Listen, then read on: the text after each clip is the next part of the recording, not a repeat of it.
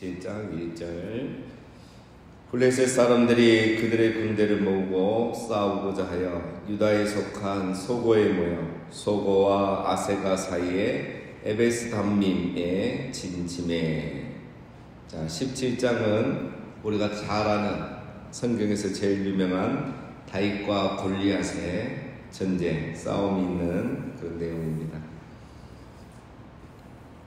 자, 크게는 이스라엘과 블레셋의 전쟁이 시작이 되죠. 자, 이 전쟁은 어떻게 보면 14장에서부터 이어진다고 할 수 있습니다. 14장에 보면 막바스 전투가 있었죠. 그곳에서 이스라엘이 블레셋에 비하면 훨씬 열세였지만 승리를 거두게 됩니다.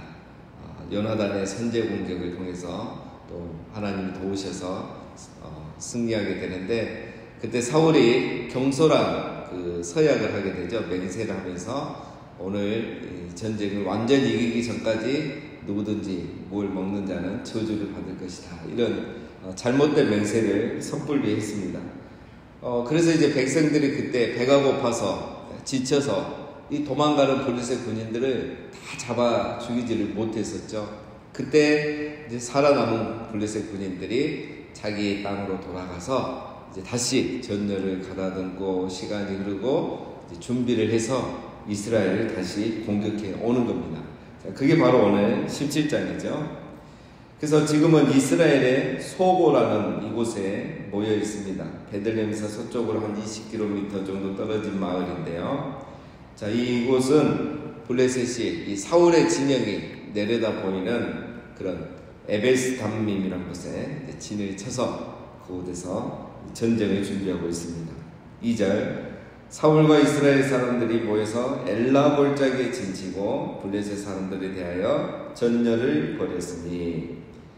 자, 블레셋은 에베스담밈, 소고라는 곳에 에베스담밈에 진을 쳤고 이스라엘은 엘라 골짜기라는 곳에 진을 쳤다, 이겁니다. 그러니까 두 쪽이 지금 진을 치고 대치하고 있는 거죠. 근데 이제 보면은 골짜기에 진을 쳤다 하면 이제 우리 군대를 다녀오신 분들은 이해가 안 되죠. 전쟁은 골짜기에서 준비하는 건 없죠. 주로 산 능선이나 한 7부 능선 이 정도에서 준비하든지 아니면 평지에서 전쟁을 하죠. 자, 여기서 말하는 골짜기라는 거는 정말 우리가 말하는 골짜기가 아니고 그 양쪽에 큰 산을 마주보고 있으면 그 중간에 있는 평지를 말합니다. 평지. 그래서 엘라 평지죠. 샤론, 세페라, 그쪽입니다. 그래서 이런 진짜 우리가 말하는 골짜기가 아니고 평지라고 생각하시면 되겠습니다. 그래서 이번 전쟁도 평지전이 되겠습니다. 평지전은 항상 열세한 이스라엘에게는 불리한 전쟁이죠. 자, 3절. 블레셋 사람들은 이쪽 산에 섰고 이스라엘은 저쪽 산에 섰고 그 사이에는 골짜기가 있었더라. 자, 이 골짜기가 바로 이제 양쪽 산 사이에 있는 평지를 말한다고 했습니다. 자, 블레셋이 지금 이제 이스라엘을 공격하려고 준비하고 있죠. 자, 근데 블레셋이 이스라엘을 공격하는 타이밍이 언제입니까? 이제 어제 우리가 16장을 떠올려야 되죠. 16장과 이어지는 거기 때문에. 자, 지금 이스라엘의 상태는 어떻습니까? 지난번에는 이제 군사의 수로도 밀리고 무기로도 밀리고 그렇다 그랬죠. 14장 전투에서는. 이번 전투는 어떤 상황입니까? 사울, 이스라엘의 전쟁을 이 진두지휘할 왕 사울이 상태가 안 좋은 거예요. 그렇죠? 악령이 그를 번뇌케 하고, 그래서 다윗이 와서 연주를 수금을 타주면 낫고, 이런 상태란 말이에요. 이런 어려운 시기에 블레셋이 이스라엘을 지금 공격하고 있는 겁니다. 여러분, 이것은 마찬가지입니다. 사단은 항상 우리가 연약할 때 더 공격을 합니다. 교회가 분열할 때 사단은 더 강하게 교회를 공격하죠. 대적우는 사자 마귀가 우는 사자와 같이, 그렇죠? 대적우는 마귀가 우는 사자와 같이 돌아다니며 삼킬 자를 찾는다.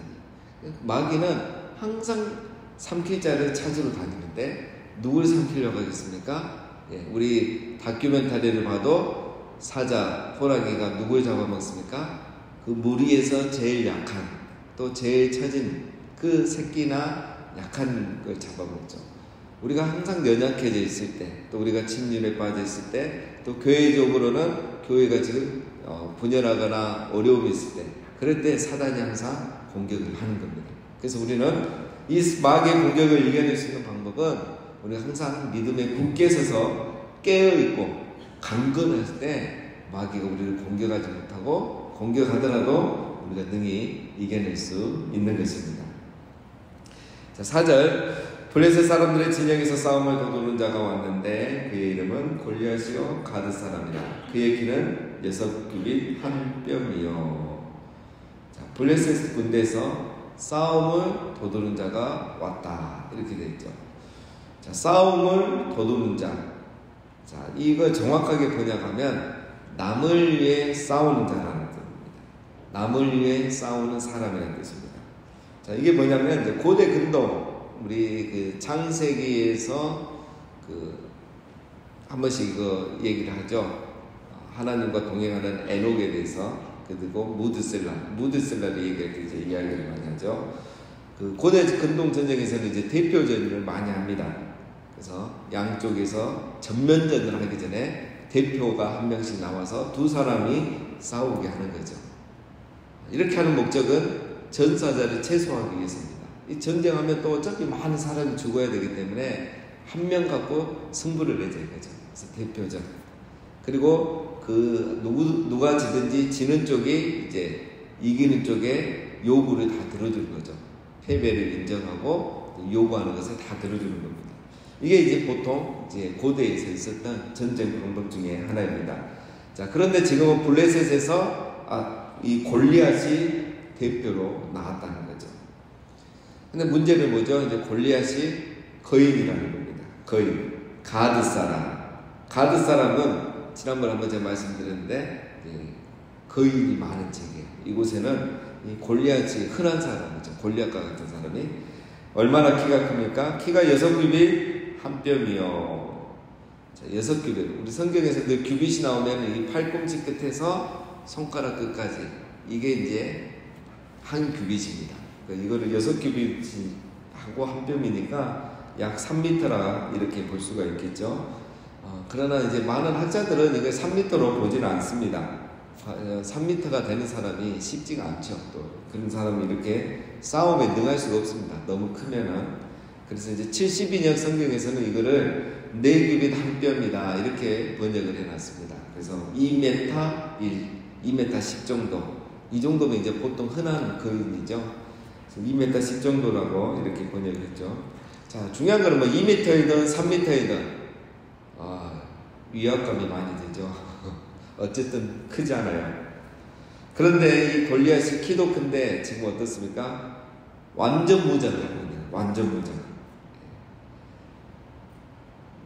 자, 5절부터 나오죠. 어떻게 무장했는지. 머리에는 녹투구를 썼고 몸에는 비늘 갑옷을 입었으니 그 갑옷의 무게가 놋 5,000세겔이며. 자, 머리에는 녹투구를 썼다는 거예요. 자기를 보호하기 위해서. 그 다음에 몸에는 비늘 갑옷을 입었다. 비늘 갑옷을 입었단 말은 우리 그 사극에 보면 이제 장군들이 이렇게 갑옷을 입고 위에 청동으로 된 이런 이제 그 물고기 비늘 모양으로 청동이 막 이렇게 여러 개가 이제 놓여 있잖아요. 그걸 말하는 겁니다. 무게가 놋 5,000세겔이라 거의 청동이 60kg이라는 말이죠. 어마어마하죠. 이 갑옷 무게만 60kg. 뿐만 아니라 6절에 그의 다리에는 놋 각반을 잡고 어깨 사이에는 놋 단창을 메었으니. 다리에는 놋 각반을 잡고 어깨에는 놋 단창을 메었다. 놋 단창, 짧은 창이죠. 긴 창이 있는데 7절에 보면 또 단창을 여기에 메고 있단 말은 이거 이제 근접점입니다. 긴 창은 이렇게 약간 거리를 두고 싸우는 거고, 단창은 이제 이렇게 앞에서 바로 싸울 때이죠. 그러니까 이런 근거리 전투까지 준비를 하고 있는 거죠. 7절 그 창자루는 배틀채 같고 창날은 철 600세겔이며 방패든 자가 앞서 행하더라. 그 창자루는 배틀채 같고, 자, 굵은 창을 가지고 있다는 거죠. 창날은 철 600세겔이며, 그러니까 이 창날만 해도 6.8kg, 약 7kg나 되는 철로 된 창이죠. 어마어마한 무게죠. 방패든 자가 앞서 행하더라. 우리 항공모함이 좋지만 또 항공모함이 근거리에서는 불리하잖아요. 그래서 항상 호위함이 또 항공모함을 보호하지 않습니까? 자, 그것처럼 골리앗도 이제 너무 크니까 근거리 전투는 불리합니다. 그래서 방패든 자가 앞서 행해서 이제 도와주는 거죠. 자, 이거를 뭐 우리가 이제 글로 봐서 이렇지 골리앗의 이 모습을 한번 그림으로 상상해 보면, 그리고 내 앞에 그 거인이 그대로 있다면 어떻겠습니까? 보는 순간 겁에 질리게 되겠죠. 자, 그런데 이 골리앗의 모습을 보면 여러분 또 약점이 있습니다. 약점이 보이십니까? 골리앗이 이 거인인데 왜 이렇게 노트구를 쓰고 갑옷이 60kg나 되고 킬로그램이나 되고 이 창도 7kg이나 되는 이 완전 무장을 왜 했겠습니까? 지금 이 창 빼고는 다 방어용 무기잖아요. 그만큼 골리앗이 두렵다는 거예요. 자기가 그렇게 키고 자신이 있으면 그렇게까지 하지 않겠죠. 그러나 공격받는 것에 대한 두려움이 있는 거예요. 그래서 이런 완전 무장을 했다는 겁니다. 그리고 골리앗이 거인인데 이렇게 완전 무장을 하고 중무장을 하고 무겁게 무장을 했다는 것은 동시에 그 골리앗은 움직임이 그만큼 둔해지는 겁니다. 아무리 거인이어도 둔해지는 거죠. 그리고 하나의 약점이 있죠. 온몸을 무장했는데 얼굴은 가리지 않은 거예요. 얼굴을 가리지 않는 거예요. 딱 봐도 이렇게 약점이 보입니다. 자, 다윗이 바로 이 약점을 간파하고 골리앗의 이마를 공격한 거죠. 그래서 한 방에 무너뜨린 겁니다. 아무리 골리앗도 어쩔 수 없는 거죠. 8절, 그가 서서 이스라엘 군대를 향하여 외치되 너희가 어찌하여 나와서 전열을 벌였느냐? 나는 블레셋 사람이 아니며 너희는 사울의 신복이 아니냐? 너희는 한 사람을 택하여 내게로 내려보내라. 그가 나와 싸워서 나를 죽이면 우리가 너희의 종이 되겠고, 만일 내가 이겨 그를 죽이면 너희가 우리의 종이 되어 우리를 섬길 것이니라. 여러분, 골리앗이 참 대단합니다. 이미 완전 무장을 한 것을만 봐도 이스라엘이 이렇게 압도를 당하게 되었는데, 이번에는 연설을 합니다. 연설을 해서 이스라엘을 공포에 집어넣는 거죠. 대단한 겁니다. 뭐라고 합니까? 나는 블레셋 사람이 아니면 너희는 사울의 신복이 아니냐? 이 말은 나는 자유인이고 너희들은 사울의 노예들이 아니냐? 이렇게 말하고 있는 거예요. 그러면서 두 가지 목적을 달성하려고 하죠. 첫 번째는 사기를 꺾어버리는 거예요. 여러분, 정신력에서 패하면 전쟁은 이미 패하는 거죠.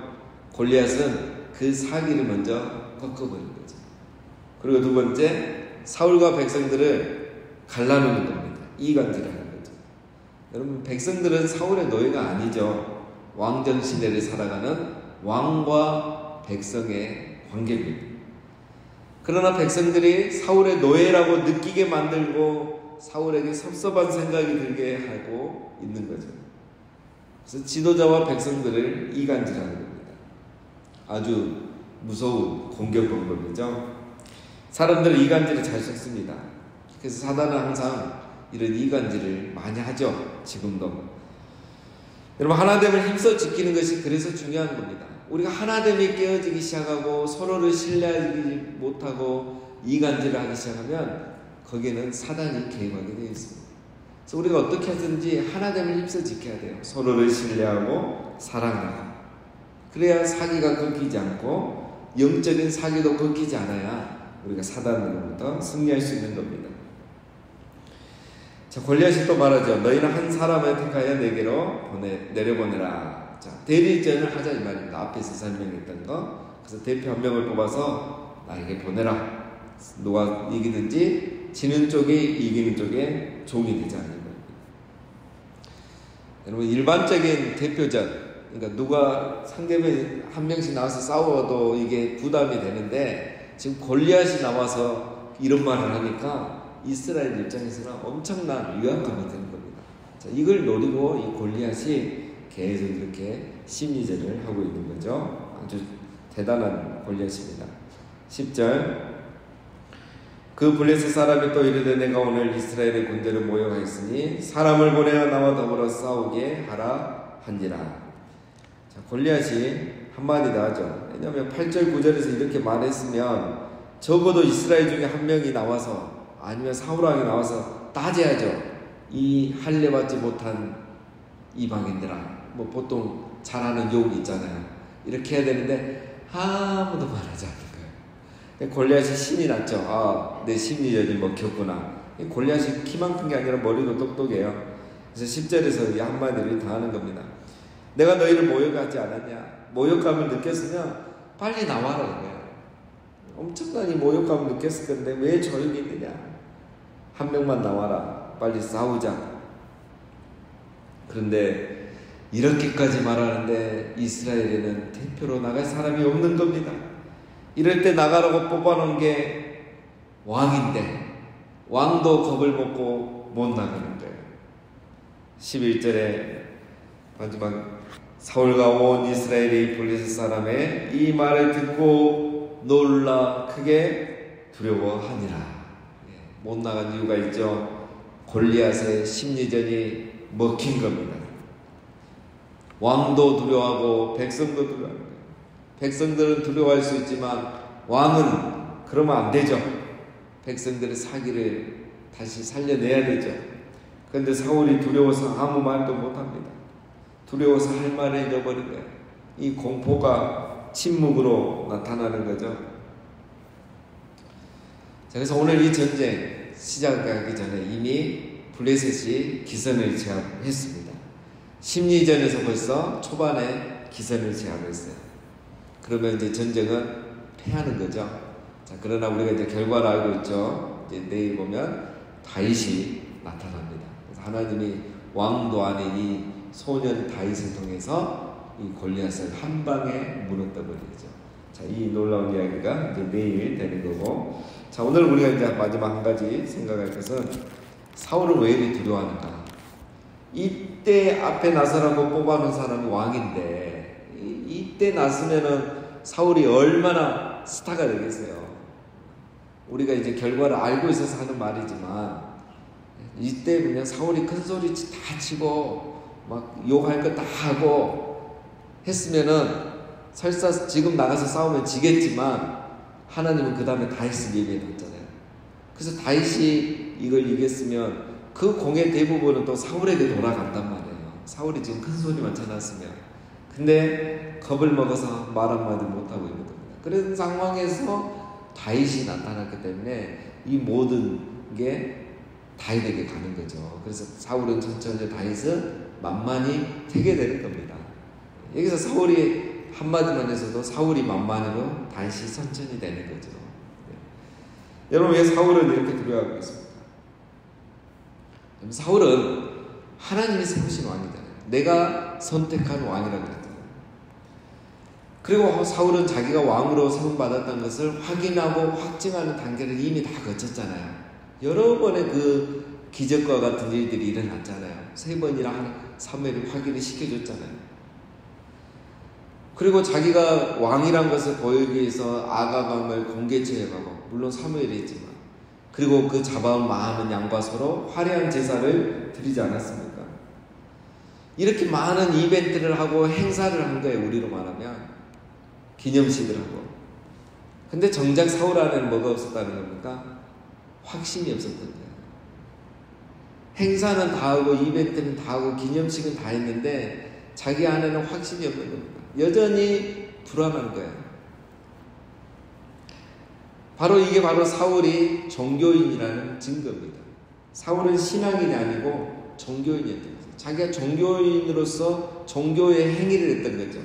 부르심의 확신을 갖고 감사해서 제사를 하고 예배하고 찬양한 게 아니고 그 모든 것을 종교적인 행사로 치렀고 정치적인 행사로 치렀던 것이에요. 그래서 확신이 없었던 거죠. 그래서 오늘 이 시간, 이 중요한 순간에 그는 하나님이 자기를 왕으로 세우고 기름 부었던 거 아무런 힘을 발휘하지 못한 겁니다. 여러분, 능력은 위기의 순간에 나타난다는 말이 있듯이 신앙은 위기의 때에, 고난의 때에 나타나게 되어 있습니다. 위기의 때, 고난의 때에 그 신앙의 진짜를 알 수 있는 거죠. 사울은 종교인이 아니라 바로 종교인이지 신앙인이 아니었습니다. 그러니 이스라엘에는 왕이 있지만 대표로 나갈 사람이 없었던 거죠. 사울은 왕이면서 이스라엘의 대표가 되지 못하는 거예요. 이 얼마나 비참하고 부끄러운 일입니까? 블레셋에는 골리앗이 있는데 왕도 아닌 거인이 있었지만 이스라엘에는 왕이 있는데 대표가 없었던 겁니다. 물론 결과적으로는 하나님이 그들의 대표가 되어 대신 싸워주셨죠. 여러분, 사울이 왕으로 있는 이유가 이스라엘의 대표가 되었다는 것인데 지금 우리는 사울이 무슨 왕이라고 할 수 있겠는가라는 그런 의문을 품게 됩니다. 여러분, 신앙은 위기의 때에 나타납니다. 사울이 이런 모습을 보일 것은 우리가 이미 알 수 있었죠. 지금까지 사울은 종교적인 사람이었고 그렇게 행사만 했던 사람이지 진심으로 신앙적으로 했던 사람이 아니었기 때문에 알 수 있습니다. 여러분, 우리가 종교인으로 사는 것이 아니라 신앙인으로 살아가는 것이 중요한 것입니다. 우리가 새벽 기도하는 것도 중요하지만 종교인으로서가 아니라 신앙인으로서 새벽 기도를 하고 신앙인으로서 예배를 하고 날마다 예배하고 기도하면서 말씀 가운데서 하나님의 부르심을 확신하고 하나님의 살아계심을 경험하면서 살아가는 것이 중요한 겁니다. 그러면 바로 그 믿음이 위기의 때에 나타나게 되어 있습니다. 그래서 마땅히 해야 될 때, 나서야 될 때 나설 수 있고 하나님 앞에 쓰임을 받게 되고 그때 바로 기도의 능력이 나타나고 우리의 믿음이 나타나고 우리의 능력이 나타나서 하나님 앞에 쓰임을 받게 되는 것입니다. 날마다 우리 하나님의 은혜 가운데 우리 하나님의 살아계심을 경험하면서 부르심의 확신을 가지고 살아가시고 위기의 때에 승리하시는 우리 모두가 다 되시기를 주님의 이름으로 축원드립니다.